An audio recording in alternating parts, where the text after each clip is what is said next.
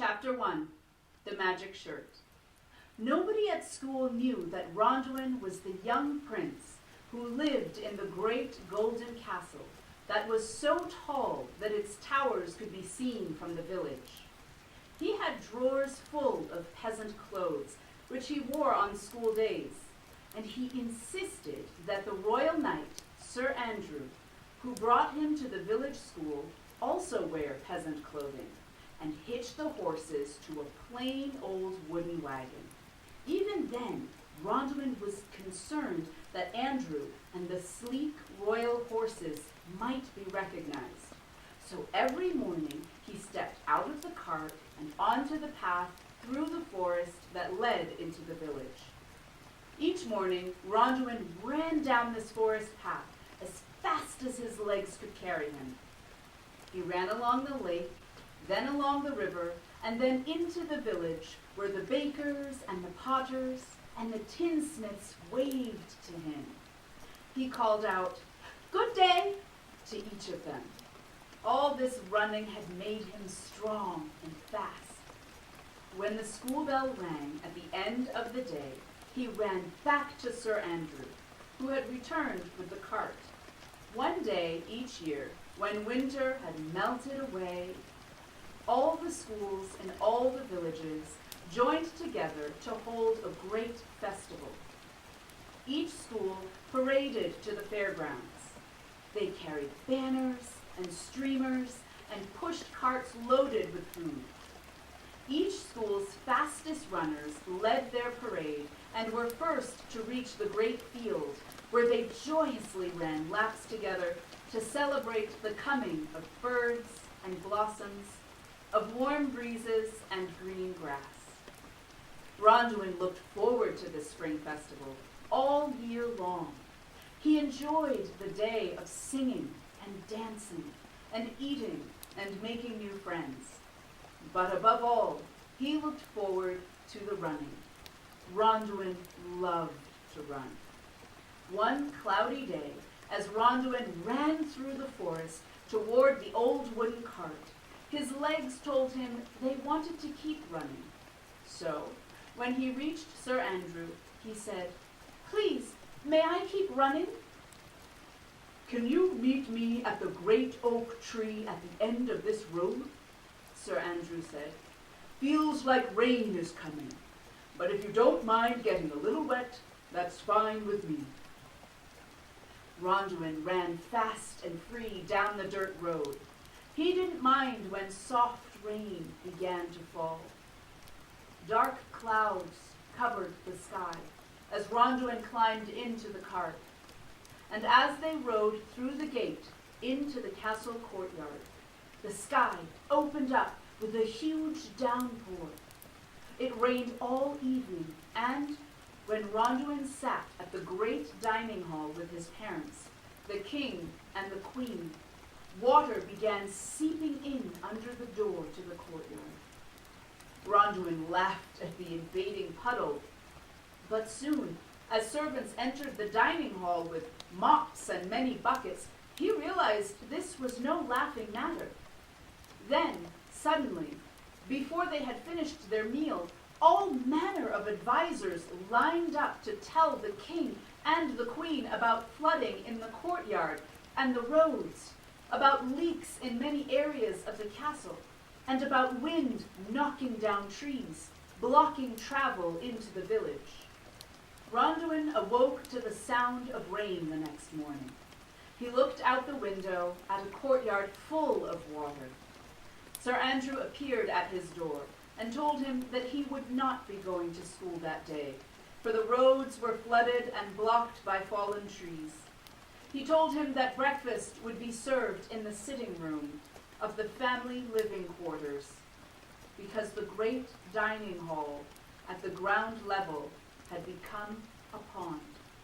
That morning, as they ate day-old bread in the family quarters, for the cooks were busy bailing water from the kitchen, neither the king nor the queen knew that they would all be stuck in the castle for many more weeks.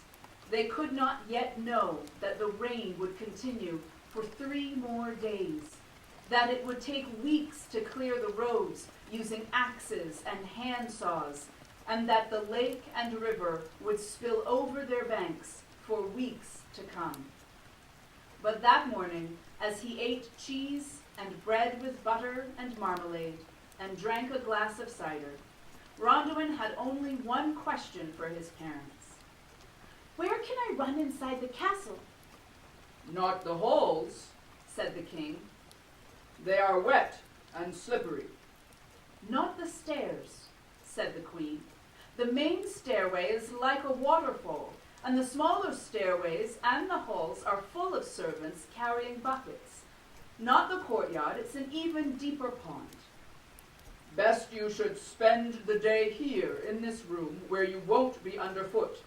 You will be able to run another day," said the king. "There's plenty of cider and bread and cheese. Eat when you are hungry," said his mother, the queen.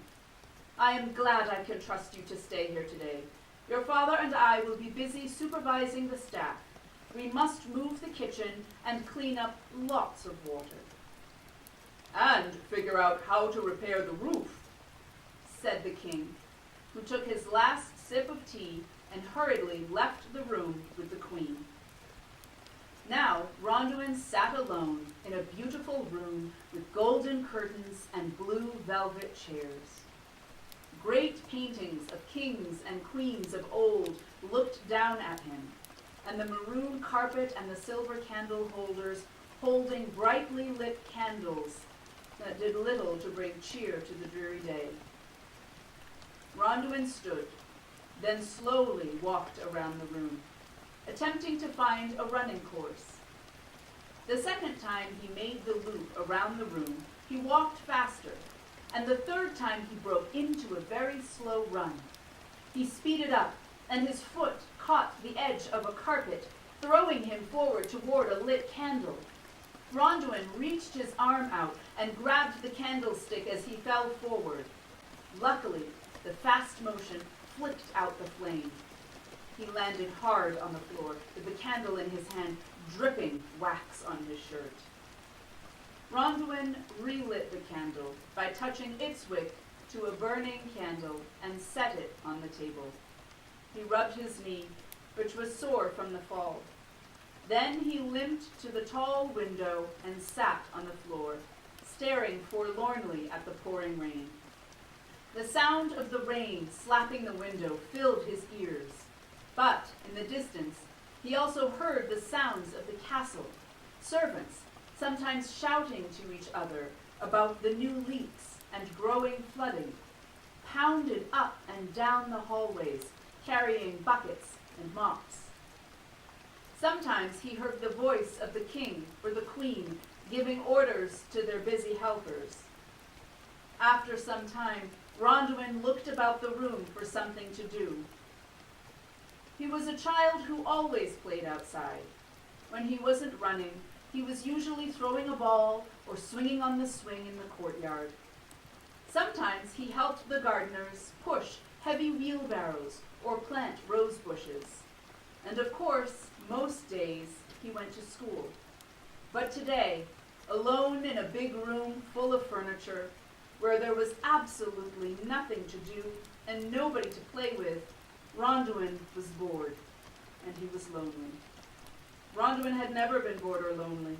Now he began to walk back and forth in the room, slowly this time, so he wouldn't knock over any candles. Next to his mother's chair, he noticed the big wooden box where she kept her sewing. Rondoin took the cover and carefully removed layer after layer of unfinished projects, which he laid on the carpet in a great circle. Soon he was surrounded by lovely embroidered flowers, a partially finished dark green velvet vest, stacks of bright cloth, piles of bright spools of thread, and bunches of ribbons. At the very bottom of the deep box, he found his old linen shirt with a ripped hem. A long thread with a needle still attached hung from the place where the repair had begun. Rondoin had never even held a needle, but he had the idea that he could finish this repair job. He had watched his mother push the needle in and out. Now he did what he had seen her do. He even remembered watching her tie off the end of the thread so it wouldn't unravel. He found some scissors and snipped the thread, and then it was done. Ronduin removed his wax-stained shirt, put on the repaired one, and walked to a tall mirror with a golden frame. And there he was, wearing a shirt he had mended himself. He had done it out of boredom, just as a way to stay busy. But suddenly, Ronduin felt an unexpected surge of energy and happiness. I guess it's now my magic shirt, thought Ronduin. Wearing his magic shirt, he walked back to the window. The rain continued to pelt the glass panes, but it wasn't the rain that grabbed Ronduin's attention. It was the curtains. They were held back by thick cords. Ronduin removed the cords from a few curtains and tied them together to make a long rope. He stepped on the center of the rope and held up both ends at the level of his shoulders. Now all he needed was an area of the floor with no furniture. He realized that the contents of the sewing box covered the area of the floor that he would need. So he carefully placed all the items back in the box. Then he puzzled for a few moments about how to rearrange furniture in a way that made sense and also left an empty area. A few minutes of pushing and shoving heavy chairs and end tables created exactly what he wanted. Ronduin wasted no time. He hopped into the center of the new empty area. He grasped the ropes at just the right spots, swung it over his head and down to his feet, and jumped. Ronduin had never jumped rope, but he had seen older children at school doing this. It had looked easy, but now he discovered it was hard. He tripped again and again, but he didn't give up. At first he could jump 2 times without tripping, then 3 times, then 4. Ronduin practiced and practiced without stopping until he could jump 100 times without tripping. Stopping to take a rest after jumping to 100 3 times, Ronduin realized he was sweating and breathing hard. Jumping rope is a lot like running, he thought. Now Ronduin was hungry. He took the cloth off the block of cheese and sliced himself a big chunk. He ripped off a large piece of bread, which he covered with butter and marmalade. He was so hungry that he was not concerned at all that his lunch was the same as his breakfast. When he was done eating, he realized something was different.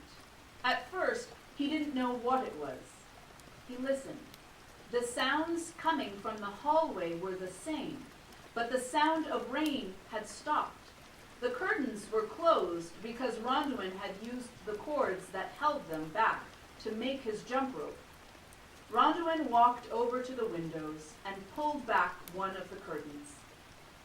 Thick, gray clouds filled the sky, but the rain had stopped falling. He looked down and his eyes grew wide. The castle was entirely surrounded by water. It was as if the castle sat in the middle of a wide lake. Ronduin stood at the window for a long time, looking at what felt like was a new world. He was accustomed to seeing busy people and horses and carts when he looked out this window. But today, he saw only ducks bobbing on the water. A leak in the south turret? It was his father's voice, just outside the door to the sitting room. Ronduin walked toward the door, but when he opened it, he saw his father far down the hallway, walking quickly with the castle engineer. Now he looked back toward the curtains and realized that his parents would not be pleased to find that the curtains were missing their cords.